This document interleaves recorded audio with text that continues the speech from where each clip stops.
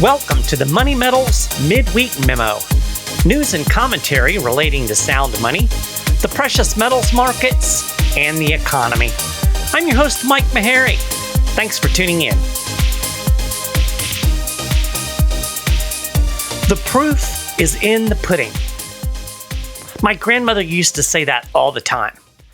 But I was thinking about it earlier today. It doesn't really make any sense. The proof of what is in the pudding? I mean, milk? I don't know. Well, it turns out this saying is actually a variation on an older saying. The proof of the pudding is in the eating. Now that makes sense. Proof generally, or at least often, flows out of direct experience. When you can touch, feel, taste, you know it's true. Well, when it comes to gold as an inflation hedge, the proof is in the pudding. I've been writing about gold and silver for nearly a decade now, and I can tell you from experience, there are a lot of naysayers out there, a lot of anti-gold sentiment. You can go back to John Maynard Keynes calling gold a useless relic. Now, of course, he was motivated to say that because sound money is anathema to Keynesians. Governments can't borrow and spend to provide stimulus when they're hemmed in by sound money. Sound money limits them. So, of course, Keynes didn't like gold. But this mentality has actually seeped into the investment community. The mainstream tends to mostly poo-poo gold. You'll even hear absurd things like, oh, gold is a useless metal. And that's just silly. I mean, there's all kinds of uses for gold in technology, of course, for jewelry, and gold has historically been money for 5,000 years. Or, Warren Buffett. Warren Buffett famously said gold gets dug out of the ground in Africa or someplace, and then we melt it down, and we dig another hole, and we bury it again, and we pay people to stand around guarding it. It has no utility. Anyone watching from Mars would be scratching their head. Well, there's nobody watching from Mars, so I don't guess you have to worry about being embarrassed by the Martians. But Buffett's opinion notwithstanding, gold is, in fact, an inflation hedge, and it has its place in a well-diversified portfolio. I mean, at least that's my view. Now, you can decide for yourself, as we all should, but I think that if you look at the way gold has performed over time, it's clear that it tends to create this inflation hedge, and it's good to have that in your portfolio if you're trying to preserve your wealth and grow your wealth even in bad economic times. So I'm going to run through some numbers this week just to make my case. But before I get into that, I want to touch briefly on last week's Federal Reserve meeting. It wrapped up last Wednesday after the show was already out, and I didn't really have a chance to delve into it. So I'm not going to get into a bunch of deep analysis or technical analysis since a week has passed since the Fed meeting, and there have been plenty of people out there doing that already. But I do have to note that it's almost as if the central bankers at the Federal Reserve are just throwing darts at the wall to determine the trajectory of monetary policy. And I'll be honest, I'm not even convinced that there's a dartboard on the wall. They're just throwing darts at this blank wall. Or at least, I think you'd get pretty much the same results if that's what they were doing. And yet, people keep selling gold and silver based on what these people say.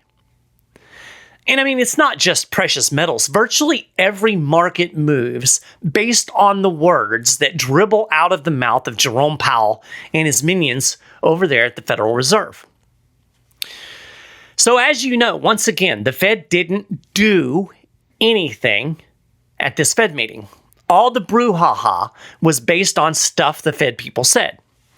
The official FOMC statement remained, I guess, mildly hawkish, giving no hint that rates are going to come down anytime soon. Quote, the committee does not expect it will be appropriate to reduce the target range until it has gained greater confidence that inflation is moving sustainably toward 2%. So, what does that mean in real life? Nobody knows. Next month it might be appropriate. Things swivel on a very tight hinge when it comes to the Fed. But that's what they said, and that's really kind of what drove market reaction. In his post-meeting press conference, Federal Reserve Chairman Jerome Powell continued that hawkish tone, even as the mainstream trumpeted the May CPI report that hinted at some cooling in price inflation, maybe. I'll link to an article I wrote about that CPI report and how I don't think it really necessarily tells us that inflation is dead, and that'll be on the show notes page. But anyway, Powell said, we see today's report as progress, and he's talking about the CPI report that came out on the same day. He said, building confidence, but we don't see ourselves as having the confidence that would warrant beginning to loosen policy at this time. And Powell even refused to take another rate hike off the table, although he did downplay the probability of that more than he did at the last meeting. He said, quote, not to eliminate the possibility of hikes, so still on the table, but no one has that as their base case. No one on the committee does. So it does look like the next move is probably going to be a cut, and I'm certain of it because they're desperate for rate cuts, right? They know, we know, everybody knows interest rates are too high for this economy. Now, they're not really high in historical terms, and they're not even really high in real terms, but they're high when you consider the amount of debt that has been run up in this economy, really incentivized by the Fed since 2008 and even before. So the big news at the FOMC meeting was the release of a new set of dot plots. And these are basically just plots. It shows where the committee members are projecting interest rates to move in the, relatively near future. So it's kind of showing what the Fed expects to be the trajectory of their rate policies. The last time we got dot plots was after the March meeting, so that was in late March, and whoo, man, what a difference a couple of months makes. It's almost like we hopped into one of those Star Trek transporters, and we ended up in an entirely different universe. When we got those dot plots back in late March, there were 10 FOMC members who projected rates would be 4.625% by the end of the year. Now, there are none. So we went from 10 to 0. In other words, nobody expects 3 rate cuts this year, which was the trajectory that they were talking about in March. And a growing number of committee members don't think there will be any cuts at all. The rest are mostly equally split between 1 and 2 cuts for 2024. Now, stop and think about this. Just a few months ago, the FOMC was convinced that 3 rate cuts were the appropriate trajectory of monetary policy. Now, really, you shouldn't be the least bit surprised by this, right? Fed people are notoriously bad at projecting the trajectory of interest rates, even though they're the ones who literally set the rates. Now, how bad is their track record? Well, I've talked about this before. They get these projections right about, get this, 37% of the time. And did I mention that these are the people setting the rates? And yet, they would do far better projecting their own policies based on flipping coins. I gotta be honest, this doesn't exactly inspire confidence that these people know what they're doing, does it? Now, you might say, well, Mike, monetary policy is a complex business. You can't expect them to get it right every time. I guess that's a fair assessment. The problem is, it doesn't seem like they ever get it right. Now, let's be fair. They are trying to balance on a tightrope here. As I've talked about on this show several times, the Fed has not done enough to slay price inflation. This last CPI report notwithstanding. Again, go read that article and you'll get a better idea of kind of what the bigger picture is. You got to get past the headlines, right? But think about this. The central bank injected nearly $5 trillion of new money into the economy just during the pandemic, just with quantitative easing alone. I'm sorry, 5.5% interest rates and a modest decrease in the balance sheet aren't going to unwind all of that money. And that's on top of the nearly $4 trillion that the Fed pumped into the economy in the wake of the 2008 financial crisis. And of course, they promised that they were going to unwind all of that. You remember Ben Bernanke was out there and he was saying, oh no, this isn't debt monetization. Once this emergency crisis is over, we'll take all of these assets off of our balance sheet. Never happened. They barely started unwinding the balance sheet back in 2018. And then we had a stock market crash in the fall of that year. And that was the end of balance sheet reduction. In fact, in 2019, the Fed raised interest rates 3 times before we even got to the pandemic. So the pandemic, I think, was kind of a bailout for the Fed, a bailout for the U.S. government, because the economy was on the brink of cratering due to, it was time, because that's the way the business cycle operates, right? We were at the peak of the boom. It was time for the bust. The Fed was already starting to try to reinflate the bubbles. And then we got the pandemic, and it gave the Fed an excuse to inject all of this money into the economy. And oh my gosh, we got price inflation. What a shock, right? Again, the Fed has not done enough to unwind what has been more than a decade of exceptionally easy money. And everybody thinks that, oh, we're just going to go back to that easy money. No, that was the anomaly. But anyway, the Fed did make monetary policy sufficiently tight to break things in this debt-riddled bubble economy, right? It's already sparked a financial crisis that continues to bubble under the surface. I wrote about that a couple of weeks ago. I'll link to an article about that in the show notes.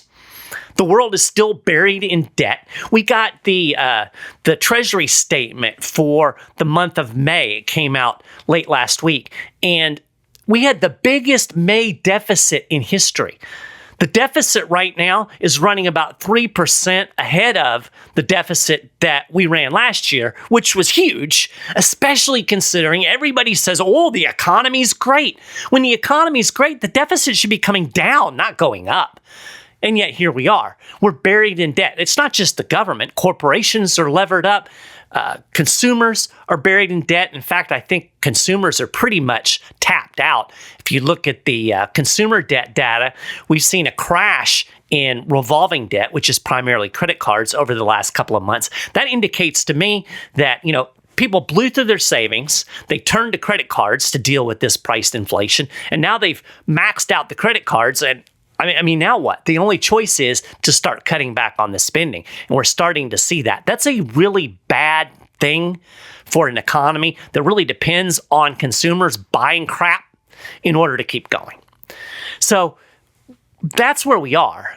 And this economy was not designed to run in a higher interest rate environment. So there are still all kinds of malinvestments in the economy. What I'm getting at here, it's only a matter of time before this economy unravels. And that's when the markets are going to get these rate cuts that they so desperately want, even though inflation still has a heartbeat. Now, of course, that means even more price inflation, right? When they start cutting rates, when they go back to QE, when they try to bail out the economy, that means more inflation. And here's a dirty little secret. The Fed hasn't even cut yet, and we're already seeing more inflation. The money supply has started to increase again. That, by definition, is inflation. Now, one of the symptoms of this monetary inflation is rising consumer prices. And I suspect we're going to see the cooling reverse, and we'll start seeing sticky price inflation again. And another symptom of inflation, of monetary inflation, is rising asset prices. So this just might be part of the reason the S&P 500 keeps setting new records. It's a bubble blown up and supported by easy money, even though we supposedly have tight monetary policy. The money supply, as measured by M2, had been contracting since December 2022, but it suddenly went positive in March. This increase in the money supply happened without the Federal Reserve cutting interest rates. So when the Fed actually gets around to cutting, whether it does it voluntarily because it's, trying to claim, oh yes, we beat price inflation, or whether they're cutting even more because the economy has gone into the crapper, regardless, that's going to increase even more. We're going to get even more inflation, right? So yeah, what I'm getting at here is the demise of inflation is greatly exaggerated. And that raises a question. Why do people keep selling gold? Isn't gold supposed to be an inflation hedge? Since mid-2021, we have lived through the worst price inflation since the 1970s. CPI peaked in June of 2022 at 9.1%. Now, keep in mind that after the 70s, basically in the 90s, they re-rigged the CPI formula. So we have a different CPI formula today than we did in the 70s. The CPI formula today understates price inflation. So in other words, if you take the same numbers that we have today and plug them into the 1970s formula, you're going to get a higher CPI, basically about twice. So when I say we had a peak of 9.1%, if you were using the old CPI formula, you'd be talking closer to 18%, right? So it was a lot worse than even the official numbers tell you. But we know that despite this, big money has been selling gold, as evidenced by the range-bound price last year and really into early this year. If you keep close watch on the gold price, and if you're listening to this show, you probably do, you know that gold went up and down based on basically the news of the day, right? But the price movement was exactly opposite of what you might intuitively expect if you've heard that gold is an inflation hedge. If we look at the trend, gold sellers prevailed over the last year plus, whenever news broke indicating that price inflation was still hot. In other words, you got a hot CPI read and the mainstream would sell gold. You'd see a big dip in the price of gold. We'd see these sell-offs whenever there was a large increase in the CPI or if there was strong economic news, particularly a positive jobs report, because there's this weird notion that if people are working, that means we're going to have worse inflation. And, I shouldn't have to remind you guys that inflation is caused by the Federal Reserve and governments creating money. It's not caused by people working, but that's the way the markets reacted. Conversely, gold buyers jumped in, and this is kind of the mainstream market, when the inflation news was positive. So if you had a good CPI report, if it looked like inflation was cooling, then the gold buyers jumped in, or if there were hints of an economic slowdown.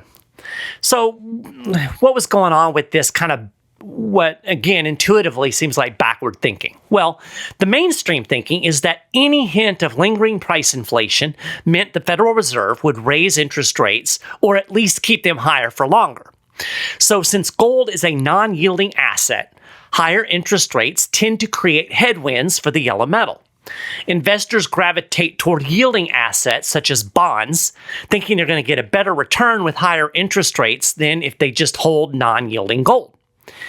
And I understand this thinking. I mean, it makes sense to some degree, but to this day, I still find it curious that mainstream investors consistently sold a traditional inflation hedge during the worst inflationary period in some 50 years.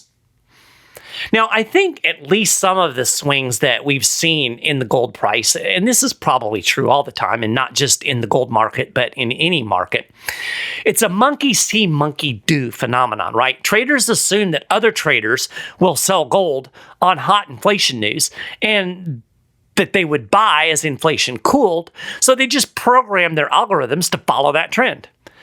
Now, no doubt, there was money to be made following this short-term strategy. If you listened to my show last week, I talked pretty in depth about the difference between this kind of short-term, play the markets day-to-day kind of strategy where, again, you can make money, and more of a long-term investment strategy. But these traders didn't seem to be factoring in a long-term trend or an economic fundamental at all. And again, it's just a little bit flummoxing to sell your inflation hedge in the middle of inflation. Now, again, you know me, I'm big on fundamentals, and that is indicative of my investing philosophy. I'm thinking long term. I'm not a play the day-to-day market kind of guy. And again, I'm not knocking anybody who does that. If you've got the time and energy and know how to do it, more power to you. But I think for most people listening to this show, most average investors, they don't have time to do that. They kind of need to lock in some investments and hope that they gain over the next year so that they can retire comfortably.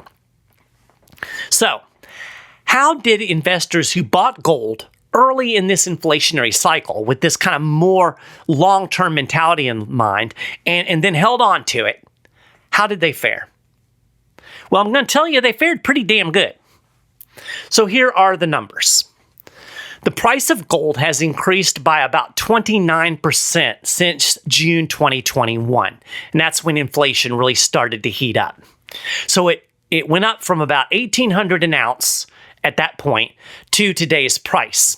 I'm going to use $2,320 an ounce for the examples that I'm calculating in the show today, because that's what it was yesterday morning when I did these calculations. And by yesterday afternoon, gold had gone up another $20. But we'll just use that 2320 and it'll give you a really good idea of kind of where we've been from then to now. So 29% increase between June 2021 and today. In that same period, CPI increased by 2.3%. And that's based on the official Bureau of Labor Statistics data. So, the price of gold has increased by more than 2 times the rate of price inflation so far in this cycle. I gotta say, that's a pretty solid inflation hedge and then some. And even if you double price inflation, so you say it's 24%, to keep it more in line with the more honest CPI formula used in the 1970s, you've still kept up with price inflation and gained a little to boot. So, during this inflationary cycle, there's no doubt that gold has served as an inflation hedge, just like it was supposed to. But what if we look at gold's relationship with inflation over a longer period of time? Does the yellow metal still hold up as an inflation hedge? Well, okay, let's back it up. Let's take a little bit of a longer view. Let's look at the price of gold and its relationship to price inflation during the entirety of the 21st century. And I just picked that because it's a nice round number. We can go back to 2000. That was 24 years ago. The spot price of gold on January 2000 was around, get this, $285 an ounce. Can you imagine? Man, I'd like to be able to buy gold at $285 an ounce. So if you bought 1 ounce of gold that month and you sold it today, again using the $2,320 spot price, you would earn about 714% on your investment. I'll tell you what, I'll take a 714% return. But, Mike, what about inflation? Well, during that same period, we've seen a good bit of inflation. In fact, the CPI has increased by about 81%. But It doesn't take a math genius to know that 81 is a lot smaller than 714. So again, gold was more than adequate as an inflation hedge during that period of time. And yeah, that's a little bit of an understatement. So here is my caveat. The return on any investment depends on exactly when you buy and when you sell, right? It's true of any asset. You can pick certain dates and make stocks look like an awful investment. The same with bonds, the same with commodities. So you have to be careful about, just picking an arbitrary time and then using that to prove or disprove whether or not something is a strong, a strong investment option. And a lot of times people will try to trip you up because they'll know, well, this was a really bad year for this asset, so I'm going to pick that date and to prove my point. So it's important not to cherry pick data, and that's why I just kind of randomly picked the year 2000 and looked at it that way. But it's interesting because a few years ago, people used to come at me a lot using 2011 to prove that gold was awful. Horrible investment. They would tell me, just look at gold. I've lost money. This is horrible. How could you promote gold? How can you even think about gold being a good investment? I've lost money, blah, blah, blah. And it's true. For nearly a decade, people who bought gold at the top in 2011 were underwater. Now, here's another point that you should always remember when you're thinking about investments. You haven't lost anything until you sell, right? So if I buy gold today at $2,320 an ounce or whatever it is, and gold sells off tomorrow, loses $100, I haven't lost $100 unless I sell the gold, right? If I hold on to it, it's just a paper loss. And it's very likely that gold will go back up and I'll recover that at some point. So don't get in a panic, watching your portfolio or whatever your investment is and, freaking out because, it goes way down one day or it goes way up the next and you start celebrating. I mean, that's silly. It's not a loss or a gain until you actually sell. I've seen this a lot in the Bitcoin community. I've heard people, I've made, millions of dollars on Bitcoin and they won't sell it. So they really haven't, made anything. Or conversely, they'll be freaking out and, ready to jump off a ledge because Bitcoin crashed. Well, you haven't lost anything unless you sell. So that's an important thing to remember. So if you are investing on a long-term strategy, you don't really have to get too wrapped up in the day-to-day. Now, you can take big dips as an opportunity to buy. That's not a bad idea. But just, you don't have to obsess over every move in the market. But anyway, again, I'll go back to what I was saying. 2011, people were underwater. And even after the COVID fiasco, gold hadn't gained very much at all. So these people chose 2011 to come at me because gold peaked that year in the wake of the 2008 financial crisis and the Great Recession. So if you did buy gold in 2011, how's that looking today? Well, not really too bad. In January 2011, gold was selling at around $1,400 per ounce. If you bought an ounce of gold then and sold it today, again at that $2,320 an ounce level, you would have charted a gain of 65.7%. Now, in that same period, price inflation has increased by 38.55%. So again, pretty good inflation hedge, even if you bought at the top back in 2011, when a few years ago, everybody was telling me that was, made gold the worst investment ever in the history of the world. Even if you bought gold at the peak of around $1,900 an ounce in August of 2011, your investment has still slightly outpaced price inflation based on the CPI. Now, if you kind of step back and look at it, big picture, while the correlation breaks down for short periods of time, or even longer periods of time, almost a decade back in the 2010s, gold has generally outpaced inflation during this century. And if you look at a line graph that charts the increase in CPI along with the price of gold, you'll see the inflation line moves up at a relatively shallow and consistent level, or shallow and consistent slope. Meanwhile, the price of gold, while much more volatile, has a much steeper upward trajectory.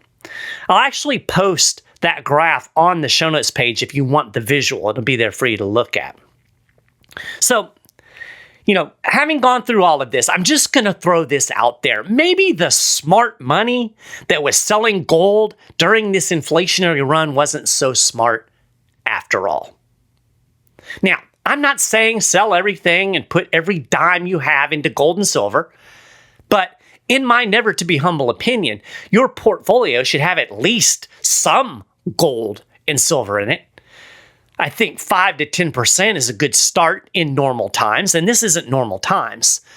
But nevertheless, most people don't have any gold or silver in their portfolio. So if you think inflation is alive and well, you might want to consider getting some gold now, and silver too, because as I discussed at length in the show a couple of weeks ago, silver has historically outperformed gold in a gold bull market. So if you're listening to this, you think, yeah, maybe I should get some gold in my portfolio. Now is the perfect time to call Money Metals, talk to a precious metal specialist. Just dial 800-800-1865. Talk to those folks. They're fantastic. They'll help you figure out how gold will fit into your investment strategy, what products are right for you. They're great. We're talking to them. But I know some folks don't like to talk on the phone, so you can actually chat with a precious metal specialist online at moneymetals.com. Or if you don't want to talk to anybody, you just want to buy some gold and silver, go to moneymetals.com. You can do it right online. Do it today. So that is a wrap for this episode of the Money Metals Midweek Memo. You can get more information about the stuff that I've talked about today on the show and a lot more over at moneymetals.com/news. And if you want to get the latest news and information relating to gold and silver right in your email box, make sure you sign up, get on our email list.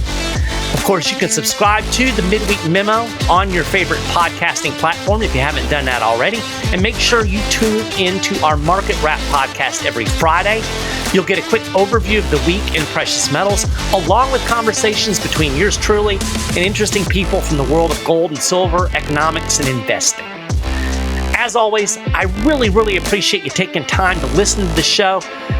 I appreciate the fact that you're taking a little bit of your valuable time to listen, and I thank you for that. So I hope you have a great rest of your week, and I will be back again to talk to you next week.